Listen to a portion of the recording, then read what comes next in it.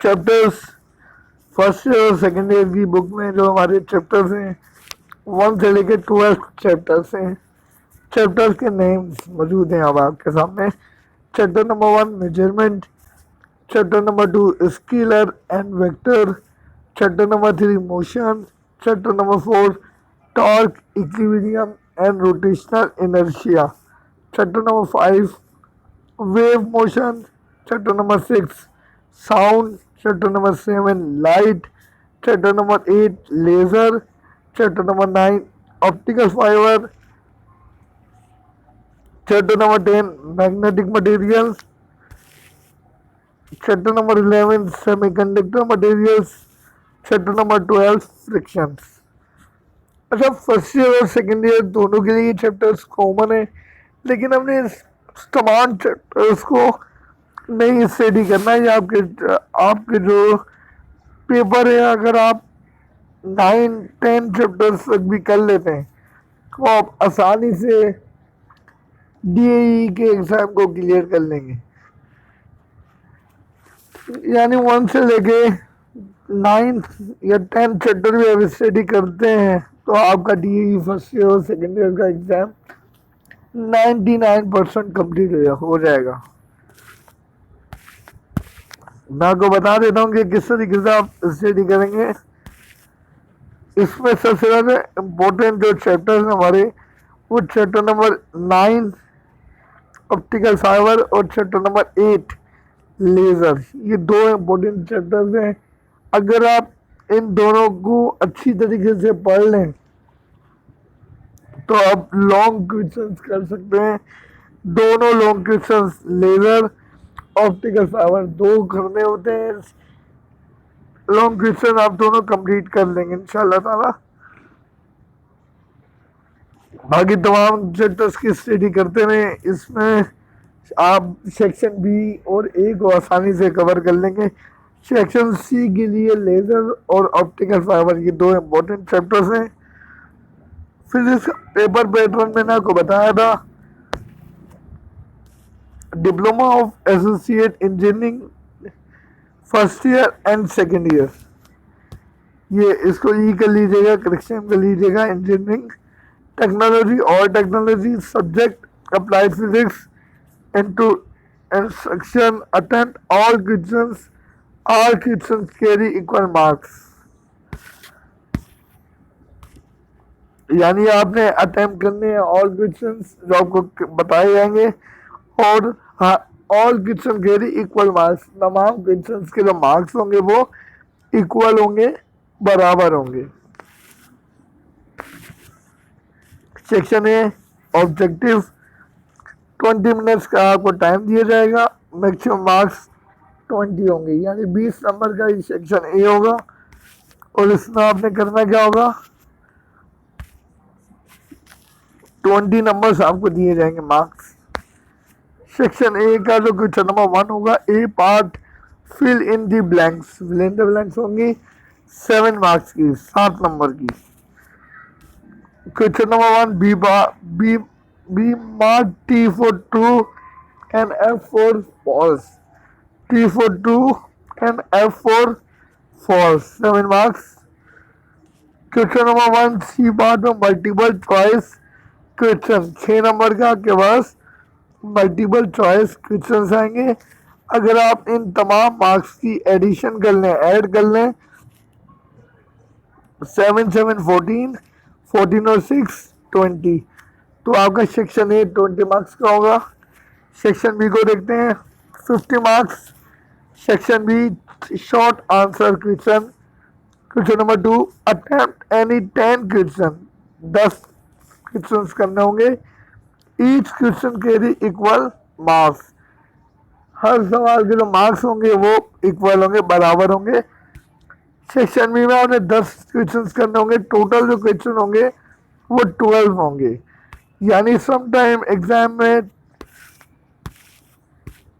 12 question भी आते हैं और सम टाइम 15 क्वेश्चन भी आ सकते हैं सेक्शन बी के अंदर। यानी ये भी कह सकते हैं कभी 12 सवाल आते हैं, कभी 15 सवाल आते हैं। उसमें से आपने कितने करने होंगे, 10 क्वेश्चन करने होंगे। एक जो क्वेश्चन होगा हमारा वो 5 मार्क्स का होगा। जब हम 5 को 10 से मल्टीप्लाई करेंगे टोटल मार्क्स हमारे 50 बन जाएंगे। Section C long answer question.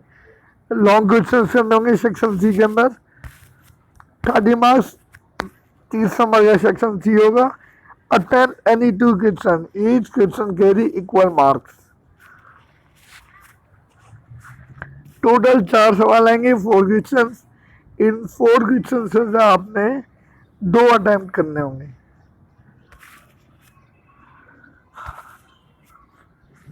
Topics जो हमने लेक्चर नंबर 1 में जो टॉपिक्स कवर किए थे, मैं आपको बता दूं कि हमने कौन कौन से टॉपिक किए थे। फिजिक्स की आपने डेफिनेशन देनी होगी। ब्रांचेस ऑफ फिजिक्स 4 से 5 आपको ब्रांचों के नाम लिखने होंगे और उनको डिफाइन भी करना होगा। SI fundamental units, system of international units आपने बताने होंगे।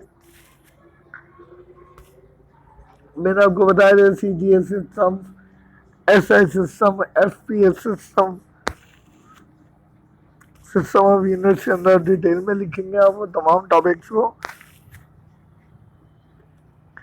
सिग्निफिकेंट फिगर के बारे में बताएंगे कि सिग्निफिकेंट फिगर क्या होती है। आपको 4 से 5 या 2-3 नंबर दिए जाएंगे।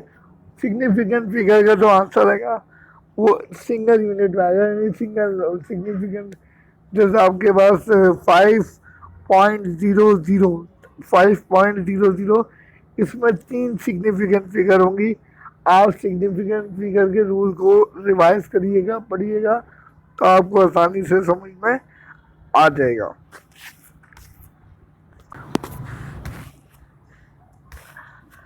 राउंड फिगर, इसमें हमेशा लास्ट वाले नंबर को चेक करेंगे हम। अगर वो नंबर 5 से बड़ा है तो उससे पीछे वाले नंबर को हम 1 नंबर बढ़ा देंगे। अगर लास्ट वाला नंबर 5 से छोटा है तो उससे पीछे वाला जो नंबर होगा वो हमेशा सेम रहेगा, कॉमन रहेगा, उसको हम चेंज नहीं करेंगे। अगर 5 आता है, अगर नंबर 5 आ जाए तो उसका प्रीवियस नंबर, पीछे वाले नंबर को देखेंगे वो इवन में है या ऑड में है। अगर वो इवन होगा तो वो सेम रहेगा, और अगर वो ओड नंबर में आ जाएगा तो उसको हम 1 नंबर बढ़ा देंगे।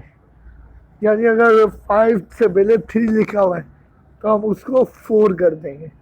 अब 5 जो नंबर है ना 5 से बड़ा है ना छोटा है, लेकिन 5 नंबर आ रहा है, तो हम किस कंडीशन में बढ़ाएंगे, जब पीछे वाला नंबर ऑड नंबर होगा। अगर ऑड नंबर होगा तो हम उसको इवन नंबर कर देंगे, 1 नंबर बढ़ा देंगे। Convert the following, convert the following units वगैरह कन्वर्ट होंगी। जैसे मीटर पर सेकंड को किलोमीटर पर सेकंड में करना है, या सेंटीमीटर को मीटर में करना है।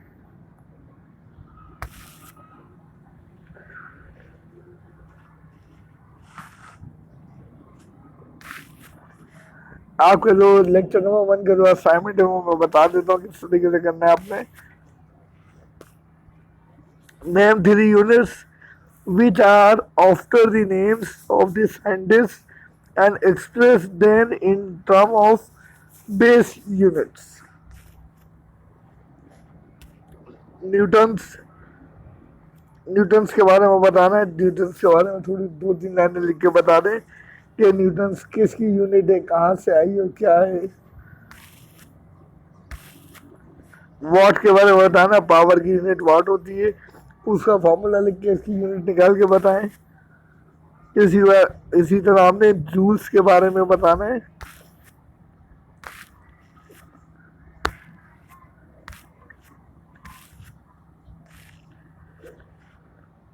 Explain fundamental units of SI system. Fundamental units के बारे में कुछ क्वेश्चन आते हैं एग्जाम के अंदर, तो आपने इसको क्लियर करके बताना होगा। फंडामेंटल यूनिट्स कौन कौन सी होती हैं और एसआई सिस्टम में फंडामेंटल यूनिट्स कौन सी हैं, उनको लिख के बनाया आप यहाँ पर। Similarly convert 1 horsepower into watt. 1 horsepower को वाट में कन्वर्ट करना है। अगर खुदा न खास्ता आपको ये सवाल करना नहीं आ रहा है तो आप इसको गूगल पे भी लिख के सर्च कर सकते हैं, आपको आसानी से इसका आंसर मिल जाएगा।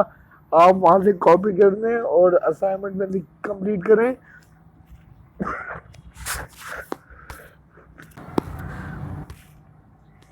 और उसको समझे कि भाई ये किस तरीके से लिखा हुआ। गूगल में लगे कन्वर्ट्स 1 हॉर्स पावर और इमेजेस का थोड़ा सा नीचे टेक्स्ट बार के अंदर ऑप्शन होगा, उसको खोले तो आपको इसका आंसर भी आसानी से मिल जाएगा।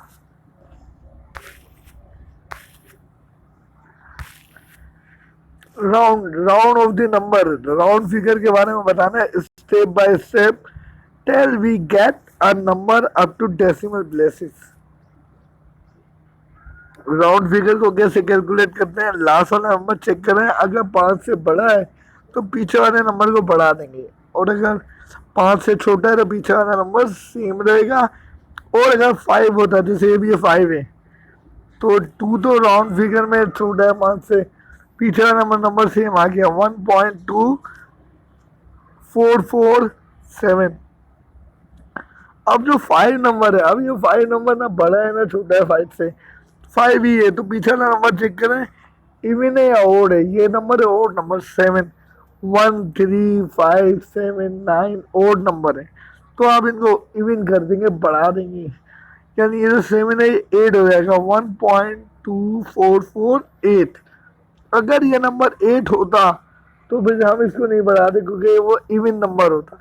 इवन नंबर को हम नहीं बढ़ाएंगे, हम ओड नंबर को बढ़ा देंगे। अब जब इसका आंसर निकाल के बताएं, आंसर क्या आएगा। ये देखें, आप इधर भी देख लें, 4965.03। और जब हम इसको ड्रॉप करेंगे पॉइंट के बाद, तो 3 जो है 5 से छोटा है, तो ना बढ़ेगा, पिछला नंबर 0 आएगा, 0 भी 5 से छोटा है, तो सेम आंसर आएगा 4965। इसी तरह इसमें देखें 582 आ रहा है, देखें 780, 2 जो है 5 से छोटा है, 0 हो जाएगा। 8 भी जो है 5 से बड़ा है। अच्छा 582, अगर ये देखें 582 50 से बड़ा है, तो इसको हमने 600 कर दिया है। डन है जी। अब लास्ट वाला नंबर देखिए, पॉइंट के बाद 5 है, लेकिन जो नंबर है 9, 1999। अच्छा ये पूरे नंबर को देख रहे हैं, 1999, 1999.5। अब जो 9 है और नंबर है, जब मैं इसे इवेंट करूंगा एक नंबर बढ़ा दूंगा, जब मैं एक नंबर बढ़ाऊंगा तो ये नंबर क्या हो जाएगा 2000। What temperature has the same reading on Fahrenheit and Celsius scale? वो कौन सा टेम्परेचर है जिसके ऊपर फ़ारेनहाइट और सेल्सियस स्केल इक्विवेलेंट हो जाते हैं। मैं आपको बता देता हूँ, इसका जो आंसर आएगा -40 डिग्री सेंटीग्रेड आएगा। अब अपनी अप्लाइड फिजिक्स की जो मैंने बुक बताई है आपको, प्रोफेसर तारिक हमीद साहब की, उसके अंदर ये प्रॉब्लम सॉल्व है। और आपको, अगर आपके पास बुक नहीं है तो आप इसको गूगल पे लिख लें इस पूरे सवाल को, तो भी आपको उसका रिजल्ट मिल जाएगा। Right in scientific notation, scientific notation के अंदर हमने इसको लिखना है 000325। अगर साइंटिफिक नोटेशन में हम इस तरह लिखते हैं कि नंबर के बाद पॉइंट होना चाहिए, ना कि 0 के बाद। अब यहाँ कहीं भी पॉइंट नहीं है, जब पॉइंट कहीं नहीं होता तो पॉइंट आखिर में होता है, लास्ट में होता है। तो मैं इस लास्ट वाले पॉइंट को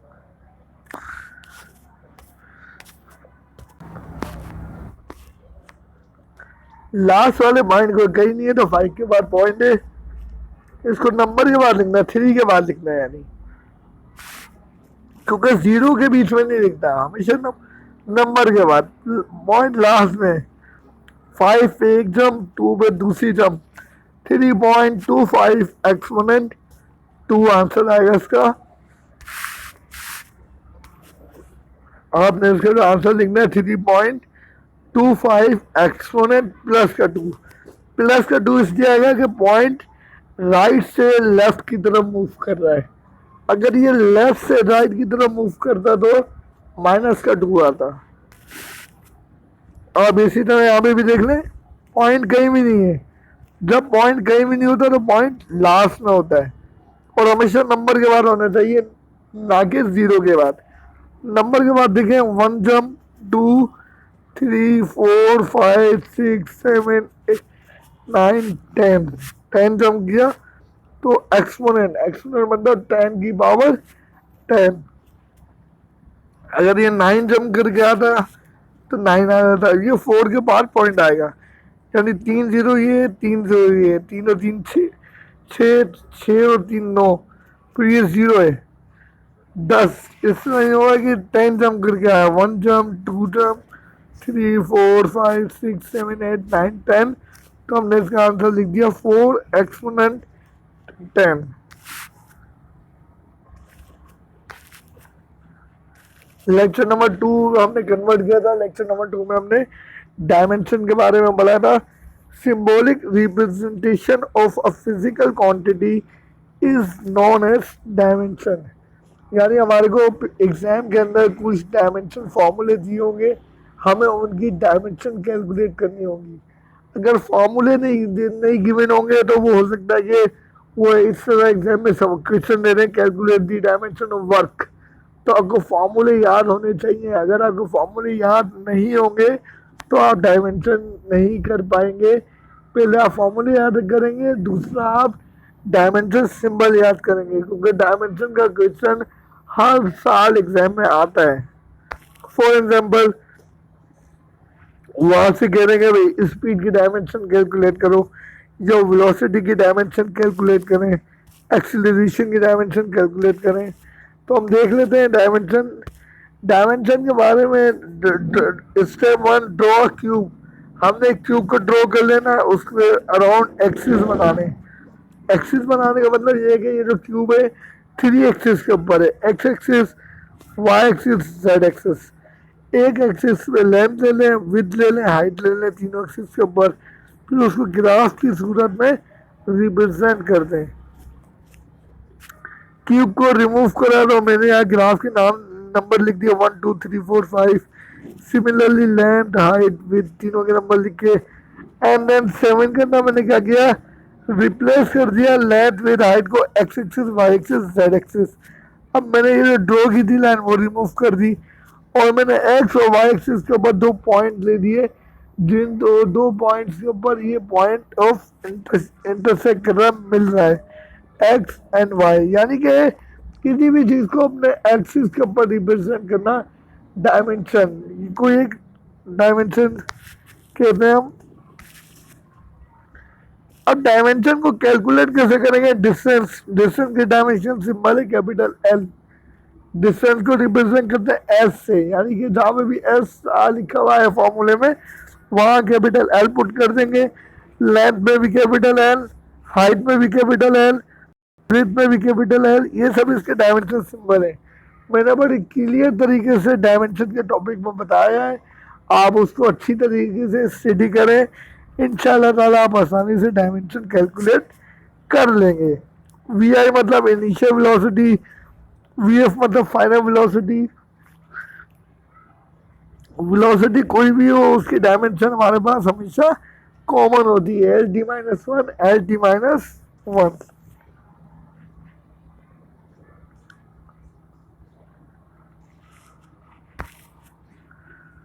लेक्चर नंबर 2 का जो हमारा असाइनमेंट था वो देख लेते हैं। Right a short note on dimension formula, आपने डायमेंशन फार्मूले के ऊपर एक शॉर्ट नोट लिखना है, इसकी प्रैक्टिस करके रखनी है आपने। असाइनमेंट तो है ये, लेकिन ये तमाम असाइनमेंट के जो क्वेश्चंस हैं ये आपके DAE पास पेपरों में आ चुके हैं, और ये कमिंग पेपर में इनमें से ही सवाल आएंगे। तो आप इनकी अच्छी तरीके से प्रैक्टिस कर लें कि ये सवाल पूछे जाते हैं। हो सकता है कि आपके एग्जामों में इसमें से ही सवाल दूँ आपको, तो इनकी तैयारी रखिएगा। Convert the dimension formula of the following work, force, pressure, density. Work की डायमेंशन, पहले डायमेंशन का फॉर्मूला लिखेंगे, उसके बाद उसमें डायमेंशन सिंबल पुट करेंगे, एंड देन उसको सॉल्व करेंगे तो हमारे पास डायमेंशन ऑफ वर्क कैलकुलेट हो जाएगी आसानी से।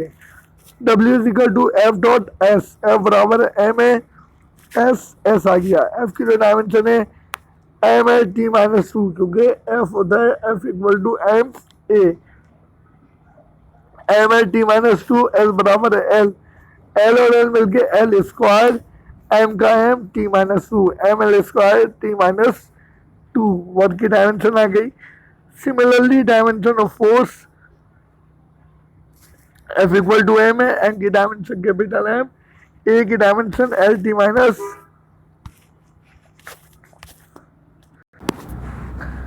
डायमेंशन ऑफ डेंसिटी, डेंसिटी की डायमेंशन को कैलकुलेट करेंगे। Density is equal to mass upon volume, mass upon volume, mass की जो डायमेंशन सिंबल है एम है, वॉल्यूम का एल क्यूब है, ये जो प्लस का थ्री है, जब हम इसको ऊपर शिफ्ट करेंगे तो ये माइनस का थ्री हो जाएगा।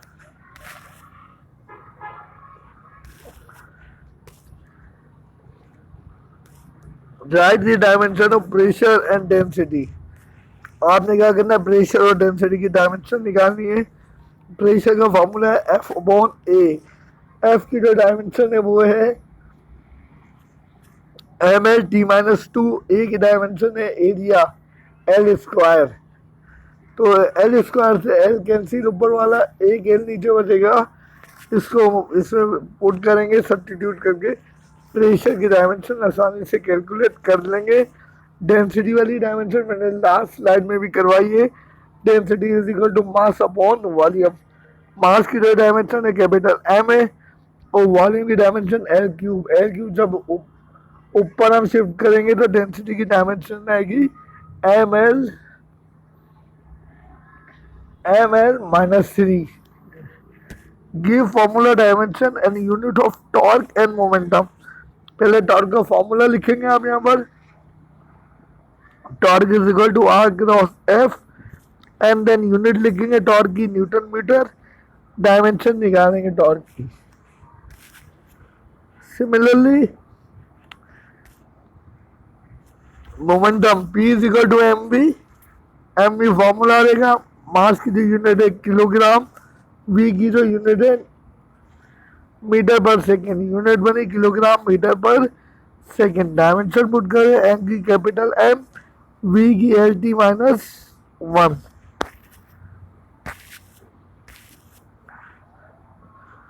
लेक्चर नंबर 2 के जो इम्पोर्टेंट जो सवाल हैं, what is dimension of physical quantities and prove that the equation S is equal to V I T plus half A T square is dimensionally correct. आपको ये इक्वेशन दी जाएगी जो आप जिसमें आपने डायमेंशन सिंबल पुट करके सॉल्व करेंगे, डायमेंशनली करेक्ट होनी चाहिए, यानी दोनों साइड इसके बराबर आने चाहिए, इक्विवेलेंट आनी चाहिए। ये मैंने लेक्चर नंबर 2 के अंदर आपको सॉल्व भी कराई है, आप इसको अच्छी तरीके से देखिएगा और इसका असाइनमेंट तैयार करिएगा। Give the dimension formula of the following work force pressure, second के अंदर थर्ड सवाल देखें, give the dimension formula of the following force and momentum. Lecture number 3 को हमने रीड किया था, उसके अंदर स्केलर और वेक्टर हमारे चैप्टर का नाम था, स्केलर एंड वेक्टर। तो हमने स्केलर क्वांटिटीज को डिफाइन करना है। पहले स्केलर क्वांटिटी कौन सी होती है? Scalar quantities are those quantities which have only magnitude, सिर्फ और सिर्फ मैग्नीट्यूड होगा, कोई डायरेक्शन नहीं होगी। सिमिलरली वेक्टर क्वांटिटीज के बारे में बताएंगे। यूनिट वेक्टर कौन से होते हैं? जिसका मैग्नीट्यूड 1 हो यूनिट वेक्टर होगा। नल वेक्टर वो वेक्टर जिसका मैग्नीट्यूड 0 हो जाए, null vector. Negative vector magnitude जो होगा अपोजिट डायरेक्शन में होगा। पोजीशन वेक्टर के बारे में बताना है। रिजल्टेंट वेक्टर के बारे में हमने रीड किया था। एंड देन स्केलर प्रोडक्ट का एग्जाम में एक और नाम आ सकता है डॉट प्रोडक्ट, यानी कि ये क्वेश्चन जो है बहुत ही ज़्यादा इम्पोर्टेंट है, यानी एग्जाम के अंदर ये स्केलर प्रोडक्ट के नाम से भी पूछ सकते हैं और डॉट प्रोडक्ट के नाम से भी पूछ सकते हैं।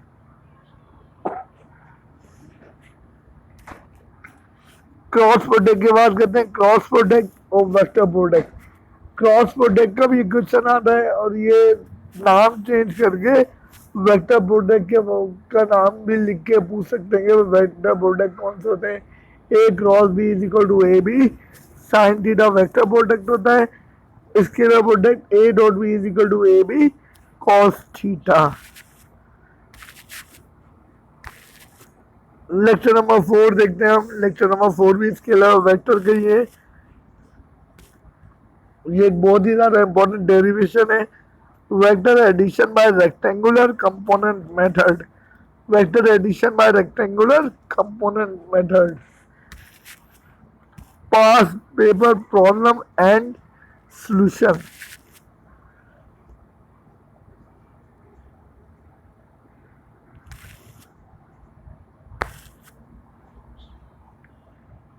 लेक्चर नंबर 4 के अंदर असाइनमेंट भी है।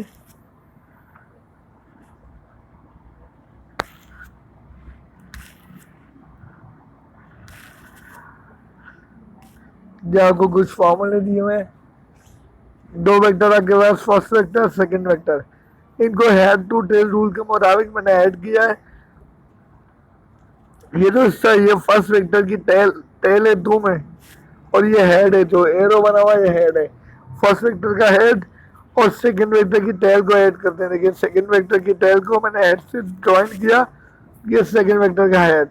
जब मैं फर्स्ट वेक्टर और सेकंड वेक्टर का रिजल्टेंट निकालूंगा तो हेड से हेड को मिला दूंगा और टेल से टेल को मिला दूंगा, यानी रिवर्स कर दूंगा, उल्टा वेक्टर को ऐड कर दूंगा। हेड टू टेल रूल के मुताबिक फर्स्ट वेक्टर की जो हेड, सेकंड वेक्टर की टेल, देखिए हेड और टेल मिला हुआ है। और जब हम रिजल्टेंट निकालेंगे तो दोनों वेक्टर का हेड और हेड से मिलेगा और टेल से मिलेगी, एक्स और वाई, यानी resultant R is equal to under root लगाते हैं मैग्नीट्यूड निकालने के लिए, एक्स स्क्वायर फर्स्ट वेक्टर का square plus Y square second vector का square. Theta is equal to cos inverse A dot B magnitude of A magnitude of B. Theta निकालने का formula है।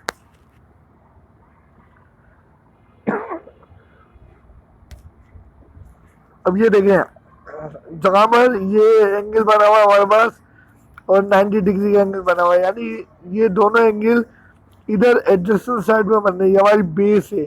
हमें कैसे पता चलेगा कि बेस क्या है, परपेंडिकुलर क्या है, हाइपोटेनियस क्या है। हाइपोटेनियस हमेशा 90 के सामने वाला एंगल होगा, 90 डिग्री के सामने वाला एंगल हाइपोटेनियस होगा, एंगल के सामने वाला एंगल परपेंडिकुलर होगा। परपेंडिकुलर होगा जिसको हमने अपोजिट लिखा हुआ है, और जिसके ऊपर ये दोनों एंगल बनेंगे वो हमारी बेस होगी। साइन थीटा का मतलब है सल्लू परे हट, यानी sine theta is equal to perpendicular upon hypotenuse. Perpendicular angle के सामने वाला, हाइपोटेनियस 90 डिग्री का जहाँ एंगल बनेगा उसके सामने वाला, यानी जहां कहीं भी ये चकोर एंगल बने वो 90 डिग्री का होगा। cos theta is equal to base upon hypotenuse, यानी करली ब्राउन हेयर, ब्राउन से मतलब बेस, हेयर एच, एच का मतलब हाइपोटेनियस। अब एडजस्ट इन्होंने एडजस्टेंट अपॉन ऐसे लिखा हाइपोटेनियस, तो अब इसको याद कैसे करेंगे, curly brown hair, curly brown hair, सल्लू परे हट, सल्लू परे हट, curly brown hair, throw properly bush, throw properly bush, properly मतलब परपेंडिकुलर, एंगल के सामने perpendicular, throw properly bush, bush का मतलब बेस, एडजेसेंट बेस जिसमें दोनों एंगल बन रहे हो। डन है जी। Similarly A X A Y, head to tail rule के मुताबिक हेड से हेड मिला दिया, नीचे टेल से टेल मिला दिया, और एक्स का स्क्वायर ए वाई का स्क्वायर मैग्नीट्यूड लगा दिया। सिमिलरली इसी तरीके से calculate the dot product of vector A and B and also find the angle between both the vectors. Vector A हमारे पास गिवन है, वेक्टर बी हमारे पास गिवन है 4i प्लस 2j प्लस के 3i plus 3j minus 2k। सबसे पहले आप डेटा बनाएंगे। डेटा में हमारे पास दो चीजें गिवन है, दोनों लिख देंगे। रिक्वायर्ड के अंदर क्या मालूम करना है, angle between A and B, angle between A and B. Formula for angle, angle निकालने का फॉर्मूला लिखेंगे theta is equal to tan inverse A dot B upon magnitude of A magnitude of B. यानी सबसे पहले A और B vector का dot product निकालेंगे A dot B and then magnitude निकालेंगे magnitude of A magnitude of B. Lecture को अच्छी तरह देंगे। ये जो हमारा लेक्चर नंबर 4 है, आप आसानी से इस प्रॉब्लम को सॉल्व कर लेंगे। ठीक है, मैंने आपको बताया ए डॉट बी निकालेंगे।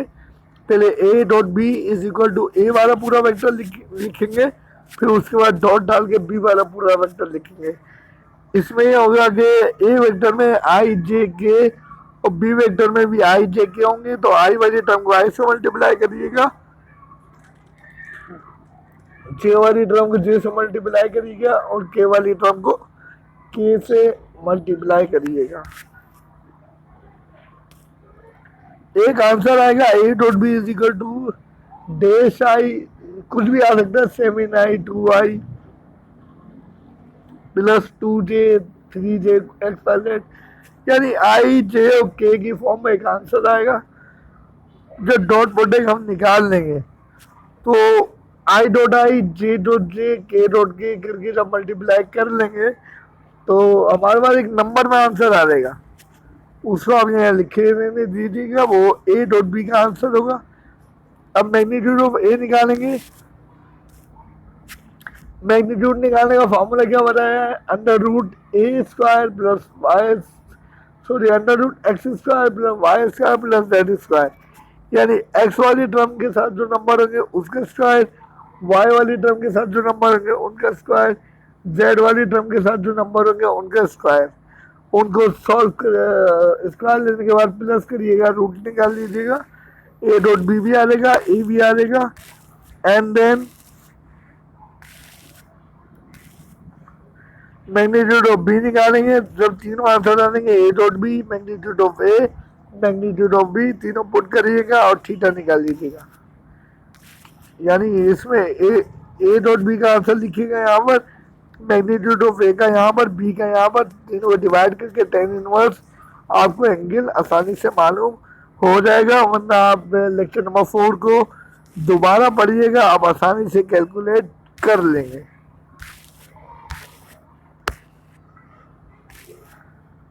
थीटा मालूम हो जाएगा यहाँ पर। A B find the area of a parallelogram, A cross भी निकालेंगे, यानी आई जे के लिखेंगे, ब्रैकेट बनाएंगे और उसके बाद ए वाली टर्म के नंबर 4 7 माइनस 9, ये area of parallelogram lecture number 4 के अंदर मैंने आपको ये सॉल्व करवाया है। आप आसानी से इस क्वेश्चन को कर लेंगे, आप इसकी स्टडी करें। ए क्रॉस बी का जो आंसर आएगा वही आपका एरिया ऑफ पैरेललोग्राम होगा, आप उसमें इसी में लिख देंगे।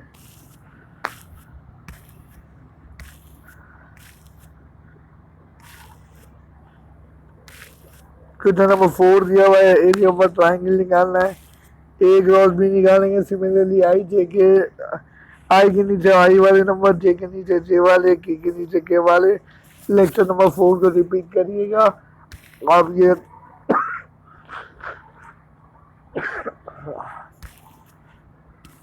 मैग्नीट्यूड निकालेंगे तो आपका आंसर आएगा, वो आपका एरिया ऑफ ट्राइंगल का जो फॉर्मूला है।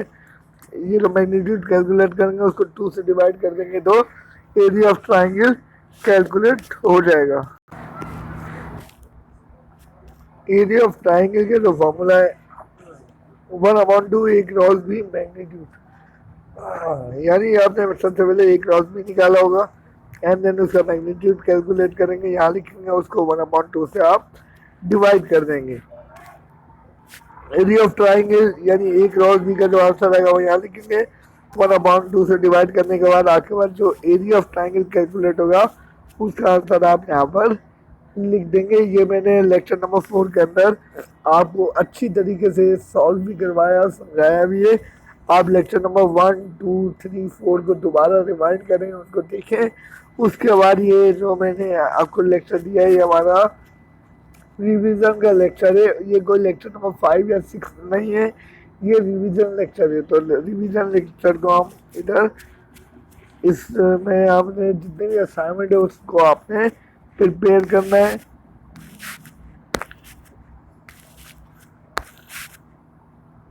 स्केलर वेक्टर्स के जो फॉर्मूले हैं वो लिखे हुए हैं डॉट प्रोडक्ट के अंदर। A dot B is equal to A B cos theta, cross product में A cross B is equal to A B sine theta, resultant vector f1 and f2 make an angle theta which each other is given by f is equal to under root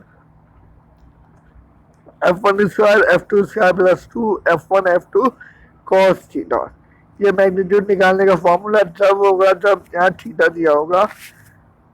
and then the magnitude of two forces जब हमारा angle given नहीं होगा तो f1 square f2 square देंगे।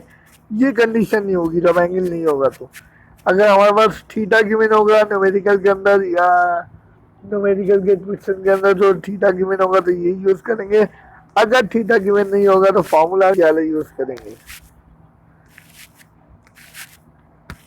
The angle between two f1 and f2 अगर angle 90 degree से छोटा रहेगा तो यहाँ नीचे हम साइन थीटा यूज करेंगे। मैंने आपको बताया अभी अपने लेक्चर नंबर 4 के अंदर टेन थीटा सेम कॉमन रहेगा, f2 sine theta f1 plus f2 यहाँ तक हमेशा कॉमन रहेगा। बस कि एंड में नंबर एक कहीं साइन थीटा होगा और कहीं पर ये कॉस थीटा होगा। तो मैं आपको तीनों कंडीशन बता देता हूँ। कंडीशन क्या होंगी,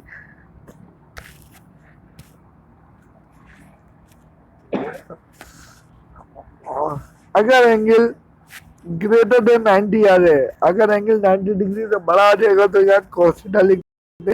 और अगर एंगल लेस देन 90 आ जाए यानी 90 डिग्री से छोटा आ जाए क्वेश्चन के अंदर एंगल तो हम यहाँ पे साइन थीटा लिख देंगे। और अगर 90 डिग्री आएगा तो जब भी हम क्या लिखेंगे, जब हम कोस थीटा यानी एंगल अगर 90 डिग्री आता है तो कोस थीटा, और अगर 90 डिग्री से बड़ा भी आता है तो कोस थीटा। 90 डिग्री से अगर एक भी छोटा हो जाएगा तो साइन थीटा। अगर एंगल आ गया 89 डिग्री तो साइन थीटा, अगर एंगल आया 90 डिग्री कोस थीटा, अगर एंगल आता है 91 डिग्री या 98 डिग्री या 100 डिग्री तो हम क्या लिखेंगे, cos theta. tan theta is equal to f2 sin theta upon f1 plus f2 cos theta. If angle between x and y axis then theta is equal to tan inverse fx upon fy। इसको आप थोड़ी सी correction कर लीजिएगा, ये fy ऊपर आएगा fx नीचे आएगा। इस फॉर्मूले को करेक्ट कर लें। Theta is equal to tan inverse fy upon fx, fy upon fx। A cross B बराबर है A B sine theta, A dot B बराबर है ए बी कॉस थीटा।